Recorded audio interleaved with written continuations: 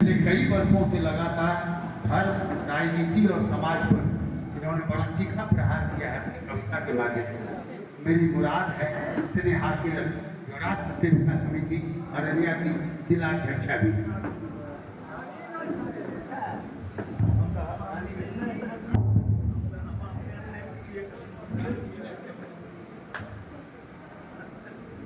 नमस्कार साथियों, मैं स्नेहा किरण बिहार के अररिया जिले के एक छोटे से प्रखंड रानीगंज की रहने वाली हूँ।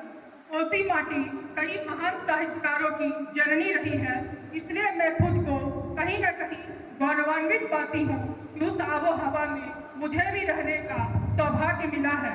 सर्वप्रथम तो मैं प्रगतिशील लेखक संघ की पूर्णिया और मधेपुरा इकाई को संयुक्त रूप से साधुवाद देना चाहती हूँ, जिनके सार्थक प्रयासों से आज कोसी अंचल के ऐतिहासिक महत्व के शहर बिहारीगंज के इस वाणिज्य समिति धर्मशाला के सभा सदन में इतने समसामयिक और महत्वपूर्ण विषय वर्तमान समय और समाज में दिनकर का साहित्य पर सेमिनार सह काव्य गोष्ठी का आयोजन किया गया है।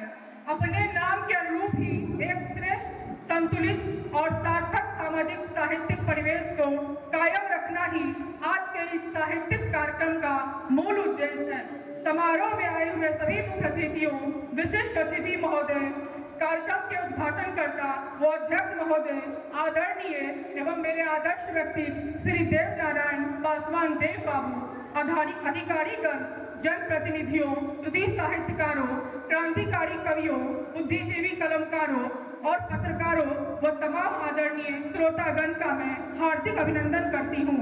साथ ही साहित्यिक धरोहर और विरासत के प्रति प्रगतिशील लेखक संघ को इस कार्यक्रम के आयोजन के लिए बहुत बहुत शुभकामनाएं देती हूँ। सच कोसी अंचल की मिट्टी बहुत ही उर्वर है। वक्त न जाने कितने थपेरे लगातार खाता हुआ कोसी नदी से अटखेलियां खेलता हुआ आंचलिकता की सौंधीगढ़ समेटे यह समस्त सीमांचल क्षेत्र अपने आप में न जाने कितने साहित्य सर्जकों, विद्वानों, बुद्धिजीवियों व मनीषियों को अपने आगोश में समेटे हुए हैं। हर बीतता लम्हा हमें साहित्य के इन नए नए नव प्रवर्तकों से इस बात का साक्षात्कार करवाता है। शब्दों के इन शाश्वत जादूगरों को सत सत नमन। सचमुच यह कहना मुनासिब होगा, जिद्दत की हर राह रिवायत तक है, जिद्दत की हर एक राह रिवायत तक है, लफ्जों की कहानी भी हिकायत तक है। यूं तो प्रगतिशील लेखक संघ के गुलदस्ते में हर विधा के लोग हैं और यही इसकी वास्तविक खूबसूरती भी है। हमारा बिहार सांप्रदायिक शक्तियों के खिलाफ शुरू से ही एक बड़ा गढ़ रहा है। 1944 में जब बिहार प्रगतिशील लेखक संघ की स्थापना हुई, तब राष्ट्र कवि रामधारी सिंह दिनकर ही इसके पहले स्वागताध्यक्ष बने थे। किसानों, वंचितों, शोषितों, मजदूरों और दलितों के हक की आवाज उठाने के लिए प्रगतिशील लेखक संघ के कलमकार हमेशा से जाने जाते रहे हैं। कुल मिलाकर सत्ता के विकेंद्रीकरण के इस दौर में लेखकों और कवियों की भूमिका अत्यंत महत्वपूर्ण हो गई है, क्योंकि बौद्धिक जटिलता सत्ता के साथ पूरी तरह समन्वय में आ चुकी है। धर्म और जाति का गलत इस्तेमाल न हो, लेखकों के साथ साथ जनसंचार के तमाम साधनों को इस बात का ख्याल रखना ही चाहिए। प्रगतिशील लेखक मतलब क्या? प्रगतिशील वही जो लड़ सके, पर लड़े तो क्या परिणाम मिला, यही असली सवाल है। लड़ो लड़ो और केवल लड़ो, जो लड़ने वाले नहीं वो लेखक भी नहीं हो सकते। प्रगतिशील तो बिल्कुल भी नहीं हो सकते। आज हम ब्राजील, चिली, कोलंबिया, यरूशलेम में लड़ने की सार्थकता को देख सकते हैं। जो अपने बेहतर समाज के निर्माण के लिए लड़ सकते हैं, वही सही अर्थों में, वास्तविक अर्थों में प्रगतिशील लेखक हैं और वास्तव में प्रगतिशील लेखक संघ के में शामिल होने के लायक भी हैं। पर केवल सत्ता के लिए नहीं लिखना चाहिए। आंदोलनों की भी एक स्वायत्त सत्ता होती है जो सामाजिक सुधार के लिए है, और प्रगतिशील लेखक संघ इसी आंदोलनों को जीता है, क्योंकि असली सत्ता यही होती है। पिछड़ों, दलितों व समाज से बहिष्कृत लोग सबकी जिम्मेदारी लेता है यह प्रगतिशील लेखक संघ। यह वास्तव में एक समन्वयवादी गुलदस्ता ही है जो भगत सिंह के सपनों को जीता है, जो पास के सपनों को जीता है, जो उधम सिंह के सपनों को जीता है। हवा में रहेगी हमारे ख्यालों की बिजलियां, हवा में रहेंगी हमारे ख्यालों की बिजलियां। हम रहे या ना रहे, हमारे विचार हमेशा इन हवाओं में रहेंगे। प्रगतिशील लेखक संघ के सशक्त चेहरे कवि और गीतकार शंकर शैलेंद्र के शब्दों में गर्जिंदा है तो जिंदगी के गीत में यकीन कर, अगर कहीं है स्वर्ग तो उतार ला जमीन पर। हमें यह बताती है कि प्रगतिशील लेखक होना वास्तव में क्या होता है। तुमने दिया राष्ट्र को जीवन, तुमने दिया राष्ट्र को जीवन, राष्ट्र तुम्हें क्या देगा?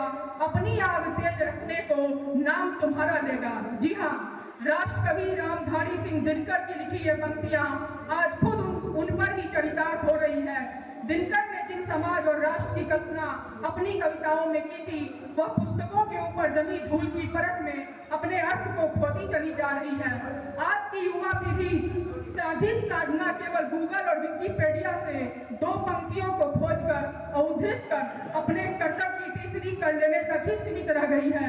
सवाल है, आज हम राष्ट्र कवि रामधारी सिंह दिनकर जी को क्यों याद करें? आज हमें उस मृदुभाषी इंसान और विद्रोही कवि को क्यों याद करना चाहिए? क्या जैसे भी उन्हें विद्रोही होना था, जिन लोगों को विद्रोही होना था, वे तो कब के मौन हो चुके, और जिनके मौन रहने से देश का भला था, उनके हाथ में सोशल मीडिया नाम की डराने वाली तलवार है। मुद्दों का खून हो जाने और वाहियात बातों के मुद्दा बन जाने के इस दौर में राष्ट्र कवि दिनकर का भला क्या काम है? दिनकर जिसने अपने मौजूदा दौर में इतना कुछ लिख दिया कि उन पर क्या कहूँ, कुछ समझ नहीं आता। 23 सितंबर 1988 को बिहार की मिट्टी से निकलकर एक सूरज जो पूरे हिंदी साहित्य में अपनी क्रांतिकारी और श्रेष्ठ वीर रस की कविताओं के लिए जाना जाता है, जिनकी अद्भुत शैली में लिखे गए काव्य ग्रंथ हिंदी साहित्य के लिए अमूल्य निधि हैं, जिनका ऋण कभी चुकाया नहीं जा सकता। ये वही दिनकर थे जिन्होंने राज्यसभा सदस्य रहते हुए नेहरू जी पर ऐसी चोट की थी जिसकी आज कोई कल्पना भी नहीं कर सकता। दिनकर जी की लिखी गई वो 4 पंक्तियां देखने में देवता सदृश लगता है, बंद कमरे में बैठकर गलत हुक्म लिखता है। जिस पापी को गुण नहीं गोत्र प्यारा हो, समझो उसी ने हमें मारा है। दरअसल सत्ता और उसकी सुविधाओं को हासिल करने की ना खत्म होने वाली इच्छा ने विद्रोह की आग को नपुंसक बना दिया है। आजादी से पहले जिसे विद्रोही कवि कहा जाता था, वो आजादी के बाद राष्ट्र कवि हो गए। राष्ट्र कवि इसलिए कहलाए क्योंकि उन्होंने किसी का अनुकरण करने की कोशिश नहीं की, बल्कि उन्हें जो अच्छा लगा उन्होंने वही ग्रहण किया।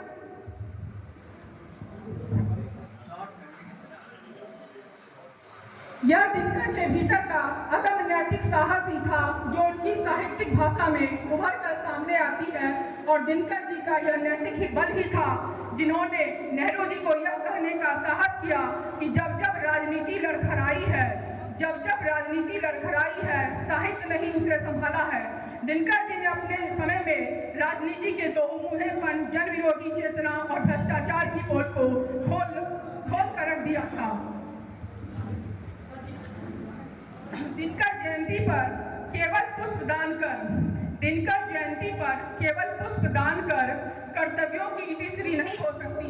काल दार्शनिक राष्ट्र कवि ने जिस चेतना को पुनः जागृत करने के लिए निमित्त शब्द रूपी सृजन के आत्मीय भावों को प्रकट किया था, उनकी सफलता तभी होगी जब प्रेरणा ग्रहण कर आने वाली पीढ़ियां राष्ट्र के स्वर्णिम भविष्य के निर्माण के लिए अपना वांछित योगदान देने हेतु निजी स्वार्थ को त्याग कर पूर्ण रूप से समर्पित हो सकेगी।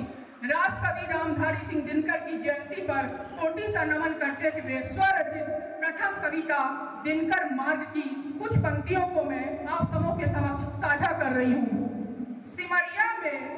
सिमरिया में कलकल बहती मंदाकिनी की धारा पूछ रही है।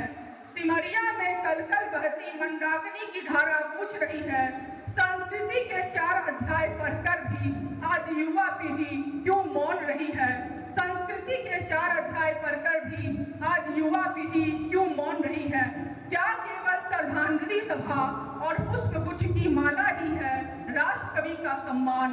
क्या केवल श्रद्धांजलि सभा और पुष्प गुच्छ की माला ही है राष्ट्र कवि का सम्मान? चिंतित भविष्य पर नव युवा से आशान्वित आज राष्ट्र फिर से मांगे निस्वार्थ बलिदान।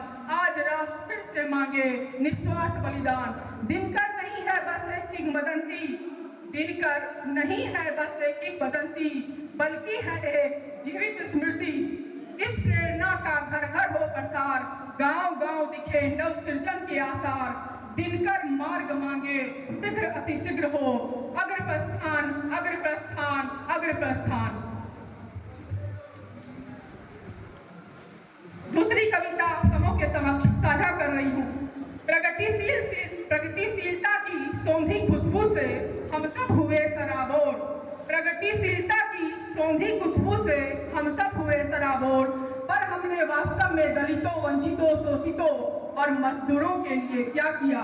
सिवाय हर बार किंग कर्तव्य विमूढ़ हो जाने के, सिवाय हर बार किंग कर्तव्य विमूढ़ हो जाने के, यह जानते हुए भी कि जीवन में हर चीज की कीमत चुकानी पड़ती है, यह जानते हुए भी कि जीवन में हर चीज की कीमत चुकानी पड़ती है। आंदोलन हमारे अकेलेपन का इलाज नहीं है, आंदोलन हमारे अकेलेपन का इलाज नहीं है और न ही जातिगत भेदभाव दूर करने का कोई माध्यम है। प्रगतिशील लेखक मतलब क्या? प्रगतिशील वही जो सही मायनों में लड़ सके, पर लड़े तो क्या परिणाम मिला, यही असली सवाल है। लड़ो लड़ो और केवल लड़ो। जो लड़ने वाले नहीं वो लेखक नहीं हो सकते और प्रगतिशील भी नहीं हो सकते। अपनी इन्हीं अंजलियों में भर भर कर ना जाने मैंने कितने साहित्य सर्जकों को अलविदा कहा है। कलम का साथ निभाने के वास्ते मैं सहता ही रहा हूँ धर्म और जाति की झूठी बनियाद मत के हुक्मरानों का उत्पात, और चुपचाप सुनता हूँ अपने अंदर मन की आवाज जो हर पल कहा करती है मुझसे, काजल की कोठरी से शायद ही कोई बेदाग निकलता है। जानता हूँ कीमत तो देनी ही पड़ेगी जीवन में, झूठे सच्चे मूल्यों के लिए इस दुनिया के वन में। नीति पथ पर चलूं तो वो भी होगी किसी के लिए अनीति। जानता हूँ कलम की बुनियाद पर यह खरीदी गई सामाजिक शांति होती तो है बस चंद रोजा, पर उसे चुकाई जाने वाली कीमत दिन प्रतिदिन प्रतिपल प्रतिक्षण बढ़ती जाती है। बन गया है नाता फिर भी कुछ ऐसा इस खरीदी गई शांति से, दूजा कोई भी मुझे सुकून न दे पाता दिल को वैसा। नवांकुर कहते हैं मुझसे कि मैं हमेशा उसे दिशाहीन किया करता हूँ। कोई है ऐसा तसल्ली गवाह जो साबित कर दे इन आरोपों को। जानता है ये नीला आसमां कि कभी भी लेना नहीं, इस जग को देना ही जानता हूँ मैं। अपनी योग्यता का परिचय पाकर चुपचाप आंसू बहाता हूँ मैं, क्योंकि काल के कपाल पर प्रगतिशील लेखक हूँ मैं। काल के कपाल पर प्रगतिशील लेखक हूँ मैं। धन्यवाद।